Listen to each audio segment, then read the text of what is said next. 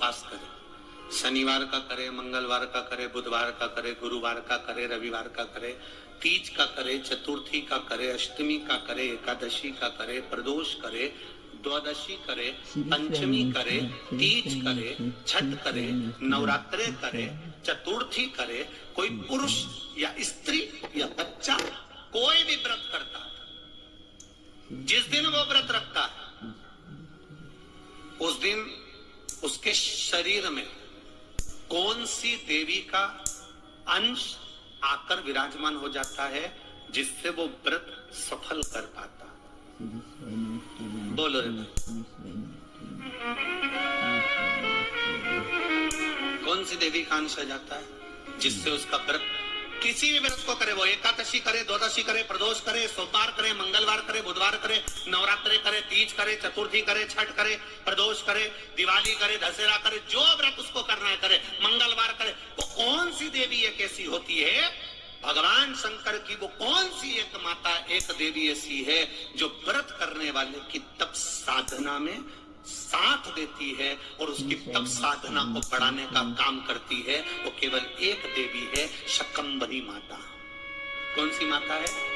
माता शकंभरी। केवल एक है जो व्रत साधना तप आराधना करने वाले के साथ हमेशा साथ देने के लिए उसके हृदय में विराजमान होती है, उसके चित्त वृत्ति में बैठी रहती है। भजन का बल शकंभरी तब साथ है।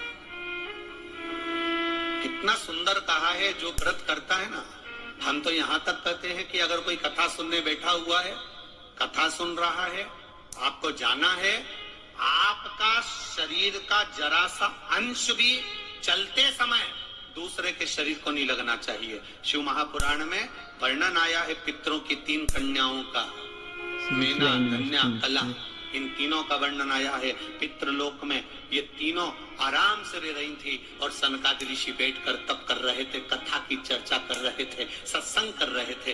पहले मेना निकल कर गई, फिर धन्या निकल कर गई, फिर कला निकल कर गई, एक के पीछे एक तीनों निकल कर गई। तीनों निकल कर गई, इनका शरीर का लहंगा संत सनकादि ऋषि के जंघा पर पड़ गया, क्रोध आ गया, ऐ मेना, धन्या, कला, मैं तुम्हें श्राप देता हूं कि तुम तीनों मृत्यु लोक में एक साधारण सी स्त्री बनोगी।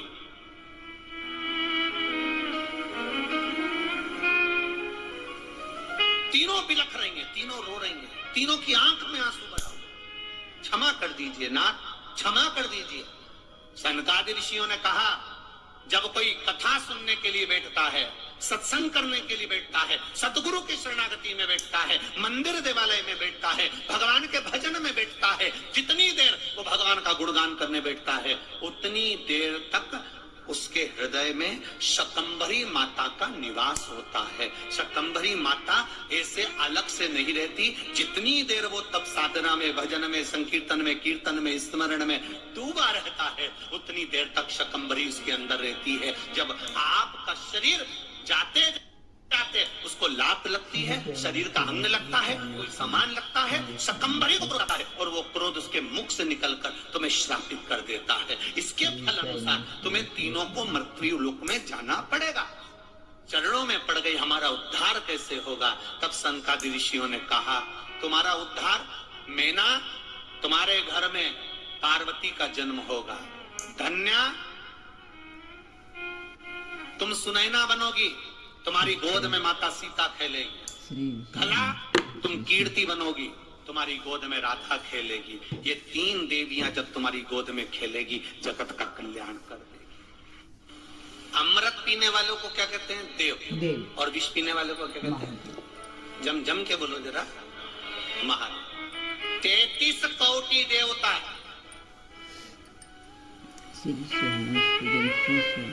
सबसे ज्यादा बात किसकी मानते थे? जम के बोलो, महादेव। एक सरल भाषा में समझना, पहली बार इस प्रसंग को लेकर आए।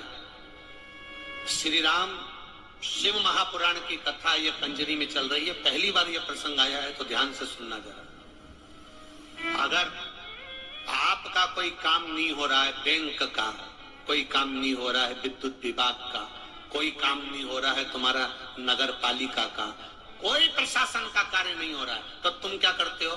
फाइल तो लेकर जाते हो, साथ में उस प्रशासन का कोई परिचित व्यक्ति जिसकी सब मानते हो,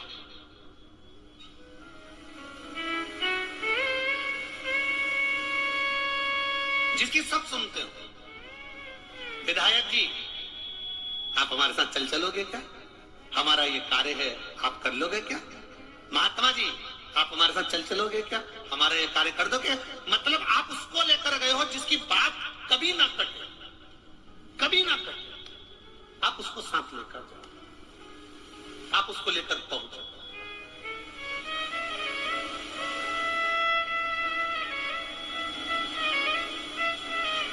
बबीता बेन, जिसका प्रश्न है हालोल से, जिन्होंने सीहोर मैसेज करा है, बबीता बेन हालोल में, कि हम भगवान के पास में अपना काम करवाना है तो भगवान के पास जाएं तो हम क्या लेकर जाएं? जैसे कोई विधायक को ले जाता है, कोई अध्यक्ष को ले जाता है, कोई किसी को साथ ले जाता है, तो प्रशासन का कार्य हो जाता है। हम किसको लेकर?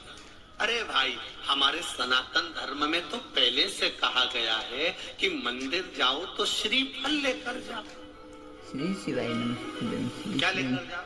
श्रीफल। श्रीफल, श्री प्रतीक है देव अधिदेव महादेव का। शंकर जी के भी 3 नेत्र हैं, तो श्रीफल में भी आज जाकर श्रीफल की जटा को निकाल कर देखना, उसमें 3 नेत्र मिलेंगे। शिव जी की भी जटा है, तो श्रीफल की भी जटा है। शंकर भगवान को कहते हैं कर्पूर गौरम करुणाव तारम। शंकर भगवान का बाहर का स्वरूप देखोगे तो कठोर मिलेगा, भीतर से मेरा महादेव सबके लिए अमृत देकर विष पीने वाला बैठता है, वो सबके लिए निर्मल है। इसलिए श्रीफल भी ऊपर से कठोर, अंदर से नर्म है। उसको कहते हैं महामृत्युंजय, रोग को हरने वाला। तो श्रीफल का पानी, नारियल का पानी भी रोग का हरण करता है, इसलिए उसको कर्पूर गौरम कहा जाता है।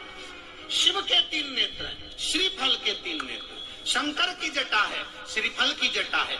क्यों हनुमान मंदिर में, क्यों राम मंदिर में, क्यों शिव मंदिर में, क्यों सारे देवी देवता के मंदिर में, संपूर्ण देवता के मंदिर में, विवाह में, शादी में, उद्यापन में, मंडप में, आदि कादि, जन्म से लेकर मरता है, मुर्दे को भी लेकर जाते हैं तो शमशान में भी श्रीफल जाता है। उसका कारण केवल इतना सा है, क्योंकि वो शंकर है, तुम्हारे जन्म से लेकर मरे तक तुम्हारा पीछा नहीं छोड़ता है, तुम्हारे साथ रहे।